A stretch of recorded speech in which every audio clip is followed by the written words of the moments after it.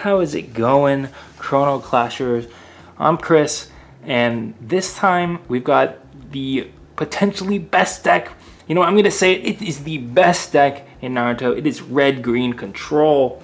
It is fantastic, it is brutal, and not a lot of decks. You really gotta practice against this if you wanna have a chance of beating it. So I'm gonna do this profile a little bit differently, so I'd appreciate if you guys let me know in the comments if you like this style of going through the deck more than just going through the costs.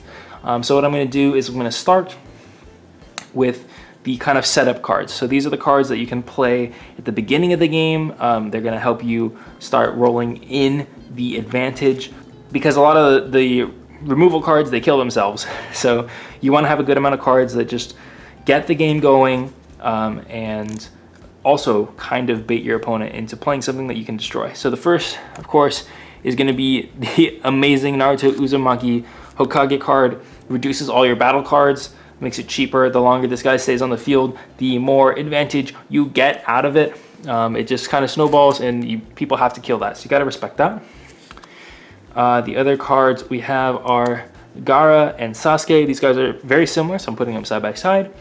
Both give you an EX card when they come into play, so they're mainly used for that. Just put something out, get an EX card. Sasuke is there for getting advantage. He goes back into your hand and your Guardian. He draws a card off of Legion. He gets you the EX card. Gaara is there for that a little bit of defense. If your opponent is looking like they've got a lot of guys on the field, they want to beat you down, you can play Gaara down and just stall like a little bit one turn. So he's useful for that. But these guys, you know, you start building up your EX cards. Along with them, to build up your EX cards, you got Naruto Uzumaki. So these are all, you know, great starting plays. You know, we'll put them down here. Zabuza, arguably the best starting play is Zabuza. But you've got like a nice package, you know, 15 different cards that you can play to start the game off. And, you know, 3 of them give you EXs, 2 of them are just like super obnoxious and reduce the costs of your other cards, so you can just kind of snowball the game in your favor.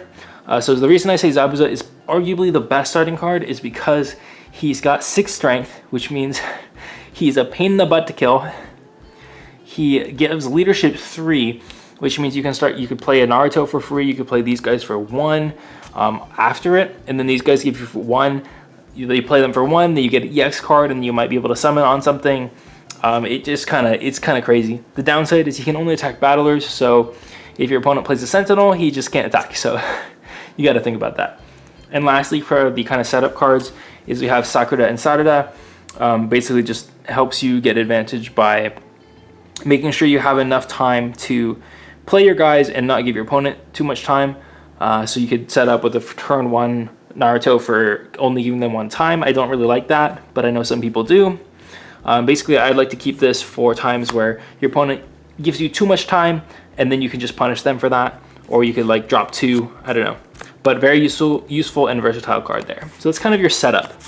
These are the cards you want to start the game with, get things rolling, and then see what your opponent does from there. Because they're not very like heavy committing cards. Like, you're not committing a lot, like too much time in them, but you get a good benefit out of it. So once you kind of set up the game, once things start getting going, you can start busting out your removal. So we're playing a lot of removal in this deck. I won't be able to fit it all right now, so we're just gonna start with these guys. So you've got Sarada Uchiha, who gives us -3 strength, but has time threshold, so you can kill 2 units or you can kill 1 that just has 6 strength. So it's really strong there. We've got Asuma, who gives -4 strength, and Tsunade, who destroys 4 or less, so they function very similarly. And these two kind of like, you could just kill most things in the game with them. So you're just kind of going back and forth, especially in a mirror match. It's kind of like whoever has more of them and ends up with the 5 costs on the field after is doing well. Asuma is like an insane card because his Guardian ability gives -4 strength. So you can kill the thing that's attacking and then kill something else, or you can give the attacking unit -4, so it's like an 8 strength Guardian. It's kind of crazy. Asuma is an insane card, along with Sarada. Like this combination, I feel like definitely got the best, aside from the purple heaters inside Toby. And then we've also got Naruto Uzumaki. I've been talking a lot about how 5 cost is not 5 strength is not as good as it used to be, and it's mainly because of Naruto Uzumaki. Because you'll play like a 5 strength thing for 6, and then they play something that costs 7, only one time more, and they just destroy it. He can also destroy 2 cards. He has recovery, so he stays on the field after he attacks, and then you can EX with him. Like, he's just nasty. He's insane. But the true MVP is my guy. And this is kind of surprising because I feel like it was a good card before the expansions, but now it's a great card. And get this off here. It's a great card. It's an absolutely great card. I think it's the most improved card from the original sets, because Boruto, there's a lot of ways to kill Boruto. There's so many ways to kill Boruto. And he's actually involved in a lot of them, because now you have Sarada and Asuma. You can minus strength before you play a Might Guy. So your opponent plays Boruto, gives you a lot of time. You do Sarada, Might Guy. Now I've got 2 units, and your Boruto is not there anymore, which is a really bad situation to be in. He kills pretty much everything else in the game. And yeah, so the fact that you have minus strength combined with him, he can kill everything. And the most important part is he does not destroy himself, right? Sarada kills herself, Tsunade kills herself, Asuma kills himself, Naruto kills himself. They all destroy themselves, but Might Guy, he's not having any of that. So if your opponent is playing blue and has copy effects, they cannot flip it around on Might Guy and destroy himself, which makes him super good. But I could rant on about how good Might Guy is forever, and plus he's my guy. So there you go, you got 15 removal cards. Your opponent is not getting past that, no matter how hard they try. And then we've got 12 wonderful defense cards. This is your defensive package for red. Red, just, let's be honest, has everything. These cards, the one thing in common with all these cards is they all have Guardian Effect, bounce something to your opponent's hand, which is just a huge tempo swing. If your opponent swings into it, they lose an EX card, they have to sacrifice it for it again. Their Might Guy that they were hoping lives, because it's really big and beefy, goes back to their hand. Now they're left with nothing on the field. This is the reason why red is so good, in my opinion. And these cards are also just like solid on their own right. Sai's a great opening card. He kind of fits in your setup package as well. Sai counts as removal because he bounces cards. Orochimaru is like kind of awkward, but he makes some like super power plays with the Naruto EX card, and then Yamato's just kind of like sitting there. But he's also decent there because you can use him to reuse your removal cards. Also keeping your opponent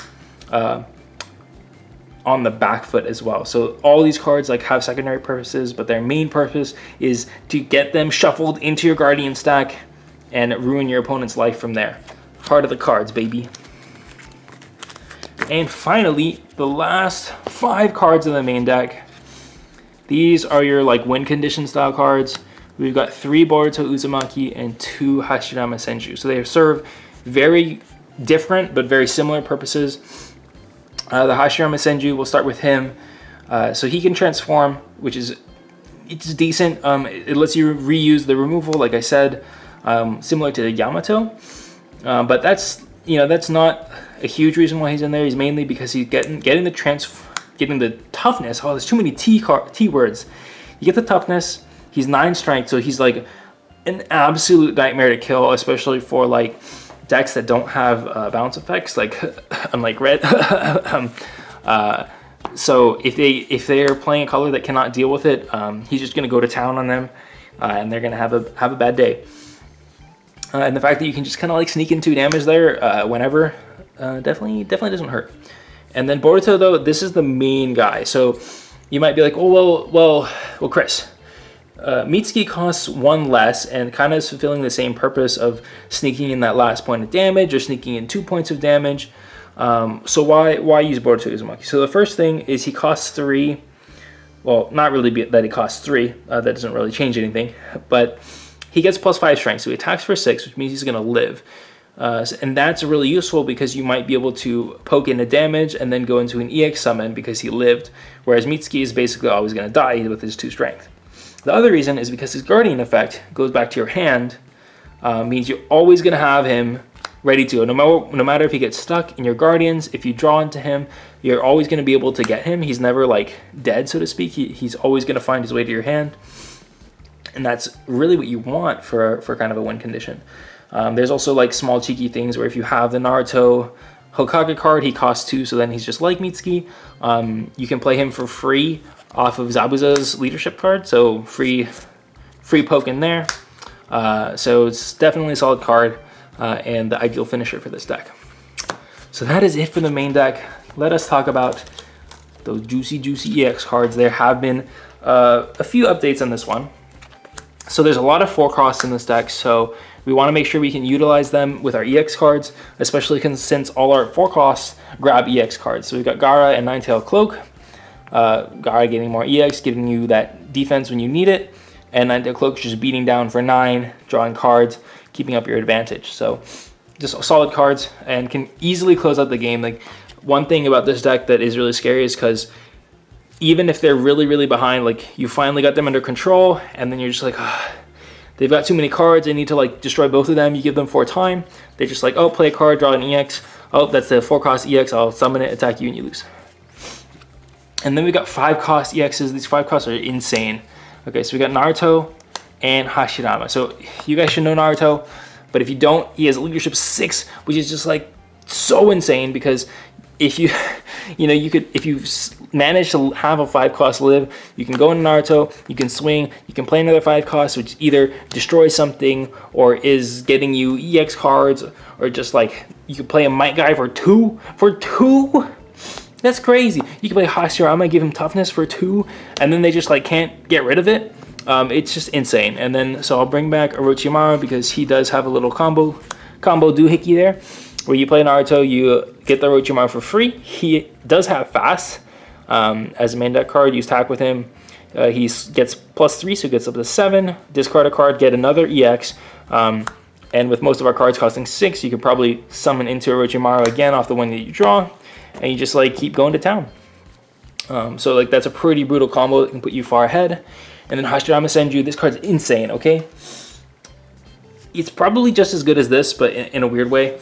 The fact that he gets +3 strength when he attacks, so he's 8, and he chooses a battle and gives it -1, so it's 9. So if your opponent did have a Boruto, it's gonna lose, or they're gonna trade, but they're not really gonna trade because you've got 2 toughness. And the toughness is really what makes Hashirama so good, because you're, first of all, he's got that 5 strength, so he's a little bit harder to kill than like a 4 strength card. And your opponent has to hit 1, 2, 3 destruction specs just to kill him. So if your opponent has no way to bounce cards, cough cough, red OP, Hashirama is going to be kind of a problem. Now, the next card is Momoshiki's Monster, +2 Guardians. I showed you guys there's 12 insane Guardians in the deck, along with your Might Guy, 3 Might Guys, and 2 Hashiramas at 9 strength. So you're kind of a defensive powerhouse in terms of the Guardian stack. And with Momoshiki's Monster, you can just like really improve upon that. And you get more Guardians, and then your opponent's like, oh, like especially if there are 2 bounce cards in there, that's like super demoralizing and like game swinging. So Momoshiki's Monster is just there to stabilize a little bit more, especially because like you've got cards like Naruto and Might Guy, where if they stick on the board, you can go straight into Momoshiki's Monster by itself, which is pretty nasty. And the last card, this one might be a little controversial. But I think it's really good, so that's why I included it. I won't say really good, but it's very situational. We've got Jiraiya. It's a 6 cost. It doesn't have fast, which is like not really something you want in an EX card. But when you play it, you have to tap your own battler, which is like even worse, because you probably tap this card. You have to tap itself. But he doesn't have fast, so it's kind of okay. And then you choose a battler, and it gives him -5 strength. And that's really what this guy's here for. Given that -5 strength is going to allow you to double up on your removal effects and kill some cards that are just like a lot stronger and you wouldn't be able to kill normally. So Jiraiya can drop Might Guy down to 4, which you can kill with your Asumas or Tsunades. You can combine it with Asuma to kill a Hashirama by itself, because you drop it to 5, Asuma drops it 4 more. It's a 0 strength, so the toughness doesn't even matter. And I already talked about Hashirama being really good. This guy just gives it -5, so all the toughness doesn't even matter. It goes straight to the drop. So he is really good at killing those toughness cards that are there randomly, and kind of doubling up on your removal to kill things that are bigger and more annoying. So I think this deck is really awesome. I know that the Pro Play Games Championships is coming up soon. I would bet money on a deck similar to this taking it. It's super strong, has a lot of ways to play tier outs, a lot of removal. You get to stay in control of the game. And you've got little cards like Naruto, which can take advantage of when your opponent gives you a little too much time. So thanks for watching, guys. I hope you enjoyed. Definitely give this deck for a spin and let me know what you guys think about it. Am I crazy for playing Jiraiya? I gotta know. I think it's solid, but I'd love to hear you guys' feedback. I always appreciate it. Always enjoy the comments. And as we always do at Chrono Clash Central, we keep on learning. We keep on having fun. I hope you all have a wonderful day, and I'll see you in another video. Peace.